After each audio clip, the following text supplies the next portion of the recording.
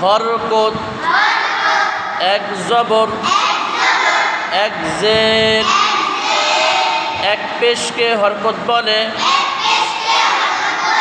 হরকতের উচ্চারণ তাড়াতাড়ি করিয়া পড়িতে হয়। যেমন আই উ বাবিবু। হরকত এক জবর এক জের এক পেশকে হরকত বলে। হরকতের উচ্চারণ তাড়াতাড়ি করিয়া পড়িতে হয়। যেমন আই উ বাবিবু।